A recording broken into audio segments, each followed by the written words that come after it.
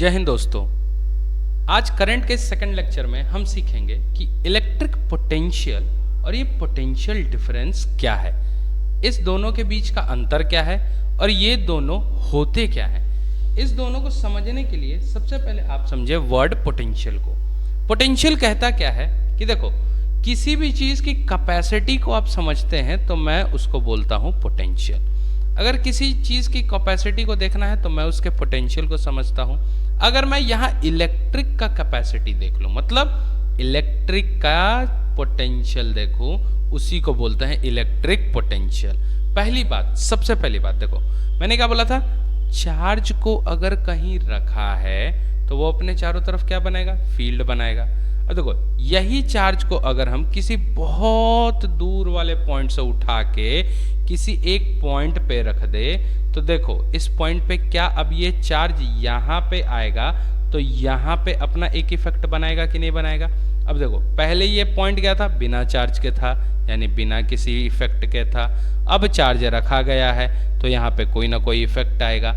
यही इफेक्ट इसके अंदर क्या डेवलप करता है, कैपेसिटी डेवलप करता है। किस बात की, कि देखो, या तो ये दूसरे चार्ज को आपको रिपेल कर सकता है या उस चार्ज को आप अट्रैक्ट कर सकते हैं। यही उसकी पोटेंशियल को बनाता है। अब देखो, इस पोटेंशियल का डेवलपमेंट किसके द्वारा है, इस इलेक्ट्रिक के द्वारा है, यानी इस चार्ज के द्वारा है। इसीलिए इसको बोलते हैं हम लोग इलेक्ट्रिक पोटेंशियल। अब इसको इलेक्ट्रिक पोटेंशियल बोलते हैं, इसको डिनोट करते हैं हम लोग किससे, इसको हम लोग डिनोट करते हैं V से।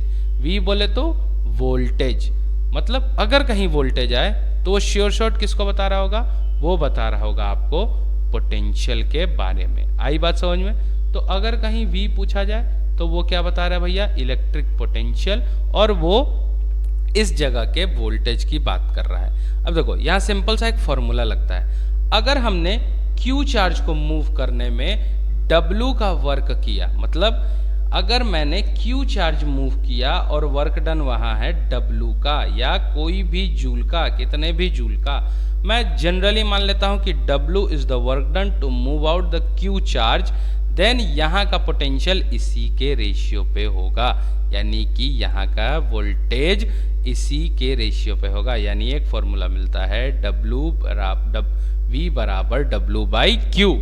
Now second topic is that potential difference. अब देखो, एक जगह का पोटेंशियल होगा, कुछ ना कुछ तो होगा भैया। यहाँ कोई चार्ज है तो यहाँ पोटेंशियल होगा ही होगा। दूसरे जगह का भी कोई ना कोई पोटेंशियल होगा। सपोज दैट मैं इस पॉइंट को A बोलता हूँ, दूसरे पॉइंट को B बोलता हूँ, तो यहाँ का पोटेंशियल को हम डिनोट कर देंगे अब VA से। अगर यहाँ का पोटेंशियल देखना होगा तो हम इसको डिनोट कर देंगे VB से। अगर मैं इसी A और इसी B के बीच का पोटेंशियल का डिफरेंस देख लूँ, कितना पोटेंशियल यहाँ है, कितना पोटेंशियल यहाँ है, मैं इसी दोनों के पोटेंशियल के बीच का अंतर देख लूँ, उसी को बोलते थे हम पोटेंशियल डिफरेंस। अगर ये हमेशा देखना होता है तो हम हमेशा देखते हैं जहां हाई पोटेंशियल है और जहां लो पोटेंशियल है उसके बीच में कहीं ना कहीं हाई होगा, कहीं ना कहीं लो होगा। अगर आपके दिमाग में आता है कि सर दोनों जगह अगर इक्वल है तो इनके बीच में कोई पोटेंशियल डिफरेंस नहीं है, क्योंकि जितना इसके पास है उतना ही इसके पास भी है। अगर इसके पास ज्यादा हो और इसके पास कम हो तब मैं बोल सकता हूं ना कि इसके पास ज्यादा है इससे और इसके पास कम है इससे। लेकिन अगर दोनों के पास बराबर हो तो मैं बोल सकता हूं कि इनके पास ना ही ज्यादा ना ही कम है।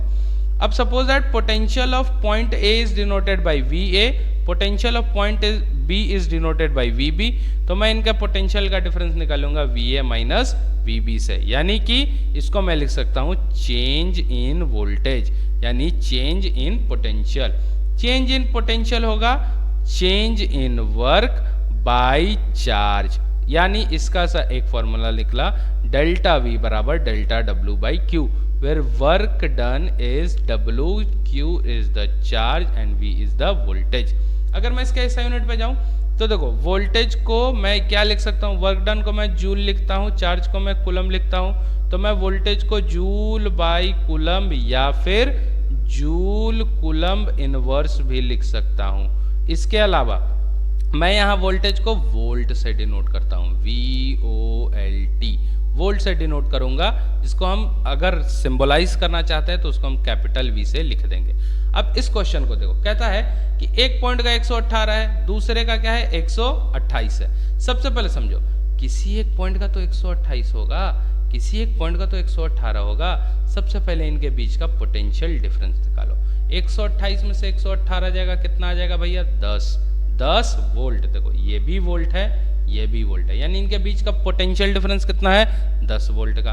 कहता है कितना काम करिएगा अगर 2 कूलम का चार्ज को मूव कराइएगा, तो आपसे V बराबर W/Q फॉर्मूला यूज करना ही है। तो समझ में आ गया, क्योंकि हमको वर्क निकालना है। अगर वर्क निकालना है तो W/Q करना पड़ेगा।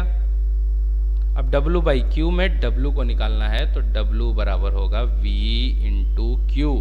वोल्टेज कितना 10 का चार्ज कितना 2 का, यानी कि 20 जूल का काम करना होगा अगर आपको 2 कूलम का चार्ज मूव करा के 10 का पोटेंशियल डिफरेंस गेन करना है। तब आई बात समझ में? तो ये था अपना पहला मस्त टॉपिक, इलेक्ट्रिक पोटेंशियल और पोटेंशियल डिफरेंस। आई बात समझ में? कोई दिक्कत? चलो चलिए अब समझते हैं। इसके बाद अपना जो एक मस्त टॉपिक है उसको बोलते हैं हम लोग करंट, बोले तो आई, जिसको डिनोट करते हैं आई से, जिसका ऐसा यूनिट होता है आपका एम्पियर। समझो, सबसे पहले अभी तक हमने चार्ज को देखा, चार्ज को मूव कराया, चार्ज को रखा। देखो चार्ज जब अपने जगह पे रहेगा, मतलब मैं यहाँ चार्ज को छोड़ दूं और अब इसका नेचर चेक करूं, तो देखो चार्ज इज स्टैटिक। चार्ज जब स्टैटिक है तो इसके ऊपर जो स्टडी होगी इसको बोलते हैं हम लोग इलेक्ट्रोस्टैटिक। अगर चार्ज को मैं मूव कराने लगूं, मैं चार्ज को लेके इधर उधर घूमने लगूं, मैं चार्ज को लेके यहाँ पहुंच जाऊं, फिर चार्ज को लेके यहाँ पहुंच जाऊं, फिर चार्ज को लेके यहाँ पहुंच जाऊं, मैं चार्ज को लेके अगर घूमने लगूं तो नाउ चार्ज इज मोशन। और जब चार्ज मोशन में होता है तब इसकी स्टडी इलेक्ट्रोस्टैटिक में ना करके हम करते हैं करंट इलेक्ट्रिसिटी में।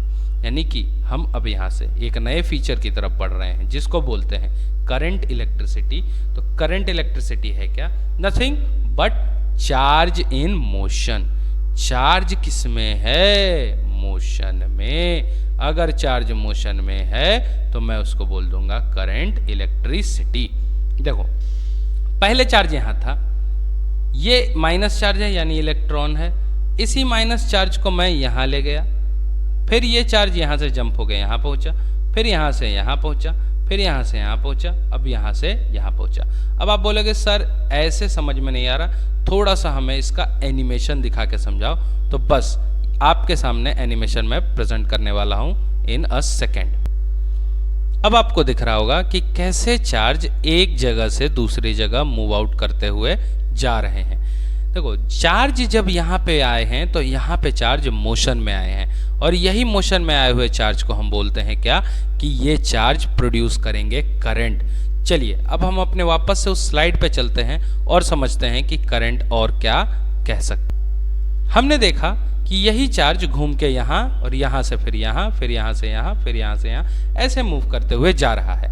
मैंने क्या देखा? मूव क्या कर रहा है? चार्ज। तो मैं बोलूंगा यही चार्ज प्रोड्यूस करेगा करंट। नाउ मैं अगर इस चार्ज के रेट को जान जाऊं, किस चीज का? Rate of flow of charge. मैं अगर इस चार्ज के फ्लो करने का रेट समझ जाऊं कि कितना चार्ज कितने सेकंड में फ्लो कर रहा है, वही चीज बताएगा आपका करंट। यानी करंट क्या होगा? चार्ज के फ्लो करने का रेट, यानी I बराबर होगा Q/T। I बोले तो करंट, Q बोले तो चार्ज, T बोले तो टाइम। चार्ज पर unit time is said to be आपका करंट। करंट एक होता है आपका स्केलर क्वांटिटी, क्योंकि इसके पास कोई भी डायरेक्शन नहीं होता। इस करंट के बारे में हम और बात करेंगे अब अपने आने वाले अगले वीडियो में। तब तक के लिए मैं आपको इस करंट का एक फॉर्मूला I बराबर Q/T पे छोड़ के जाता हूं। आप इसको देखें, इसको रिवाइज करें, इसके बेसिस पे आप न्यूमेरिकल बनाएं।